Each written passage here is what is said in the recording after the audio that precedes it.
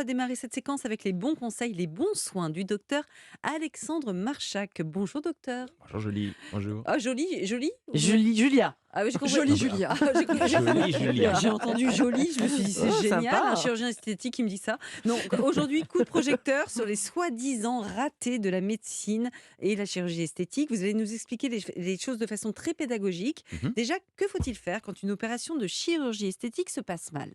C'est un sujet important et généralement, il vaut mieux d'ailleurs y penser avant son opération parce que parfois, ça peut mal se passer. Et il peut y avoir deux choses, deux grands types de problèmes. Les premiers, c'est ceux qui arrivent immédiatement ou juste après une opération, un hématome, une infection, un problème de cicatrisation. Et puis après, il y a ceux à distance quand l'opération n'a pas été à la hauteur des attentes qu'on pouvait avoir. Et entre les deux, il y a un chiffre très important à retenir, c'est 12 mois, un an. Un an, c'est le temps qu'il faut pour qu'un corps humain cicatrise. D'accord? Et donc, avant ça, il faut surtout pas se précipiter pour essayer de tout reprendre. Avant un an. Mais que fait-on si on a justement un problème dans la première année, ces 12 mois? On va tout de même pas rester les bras croisés quand même, Alors non, on ne docteur. reste pas les bras croisés. La première chose à faire, c'est de contacter son chirurgien, c'est de retourner le voir.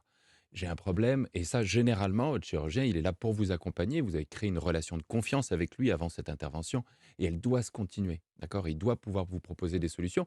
Parfois, et c'est là que c'est frustrant, c'est qu'il n'aura pas d'autre solution à vous proposer Que que d'attendre. d'attendre. C'est Mm. là que le mot patient prend toute sa signification. Et pourquoi il demandera à attendre aussi, lui? Parce que vraiment, avant Bah, il un connaît an. ce truc Mais des parce un que an, ouais. l'immense majorité des problèmes s'arrangent dans la première année. Et ça, c'est D'accord. vrai, c'est Mm. bien connu dans notre métier. Le remodelage tissulaire, la cicatrisation, ça prend un an. Donc 99% des problèmes s'arrangent dans la première année. Mais Mais un attendez, chirurgien, il veut bien nous voir même à 3 mois. Enfin, je veux dire, Bah, bon, bien en sûr, général, on a un bah, bien rendez-vous sûr. post-opératoire, ça d'accord. Mais si à 3 mois, il y a un souci, je peux aller le voir. Bah, bien Je sais sûr, pas vraiment en c'est général, celui qui m'a opéré doit me celui voir. qui... Ouais, Bien sûr, d'accord. mais absolument. il vous demandera de revenir dans 9 mois.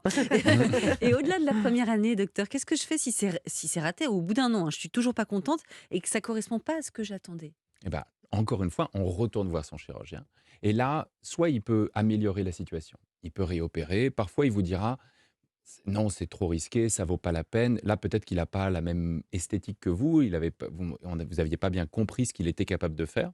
Mmh. Et puis de ne pas faire. Et parfois, on ne peut pas tout réaliser, hein, les chirurgiens ne sont pas des magiciens. Mm. Et puis, si effectivement, il peut pas, vous ne pouvez pas le forcer. Ça, c'est important à comprendre que en médecine, on a une obligation de moyens, pas une obligation de résultat. Donc, aller forcer votre chirurgien à reprendre, ça ne va pas marcher. Et Mmh. dans ce cas-là, il faut souvent... La sympathie, ça vaut mieux que le conflit. Mmh. Moi, j'ai une question. Mm. J'ai une copine qui a refait faire son nez 4 Oh fois, waouh! 2 fois avec le même, et puis Mm. après 2 fois encore Mm. avec 2 autres chirurgiens. Voyons. Mm. Espèce de nomadisme médical, et elle est Mm. toujours pas contente à la 4e opération. Mm. Donc là, c'est elle qui a un problème, non, je pense. Parce qu'il est très joli son nez en plus, hein. Mais aller dire que c'est elle qui a un problème, c'est un Mm. peu, c'est Non, un mais peu je veux dire difficile. un problème de Mais effectivement, dysmorphophobie, peut-être quelque chose alors qu'elle oui, on en sera avait jamais déjà parlé dans contente. des chroniques précédentes. Il y a bien sûr la dysmorphophobie. Et puis, plus on a des attentes élevées, plus c'est difficile de le matcher. Mmh. Donc, effectivement, généralement, une opération, deux opérations, souvent, il y a un moment où il faut savoir À dire la c'est bon. 4, je me dis quand Mmh. même que effectivement c'est plutôt un psy qu'il faut aller voir qu'un chirurgien, Ça non? peut aider, oui. Ouais. Ça peut aider.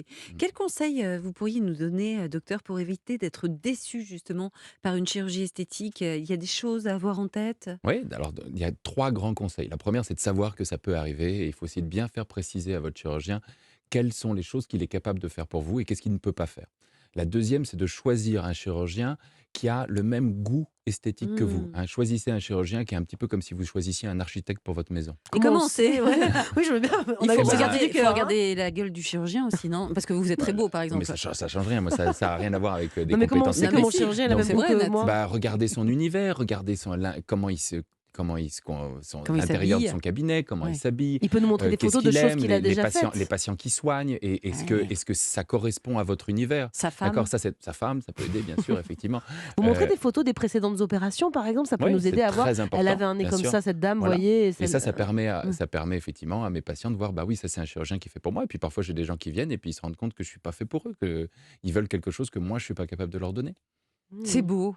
Bien Mélanie, choisir le chirurgien, c'est la j'ai C'est envie clé. d'y aller. important. Et au final, il y a la Mais il est très beau, troisième votre chose nez. que je voulais dire, Oui. c'est, je voulais vous parler de la formule du bonheur. Vous savez ce que c'est la formule du bonheur? C'est Non. Mohamed Godat qui a décrit ça.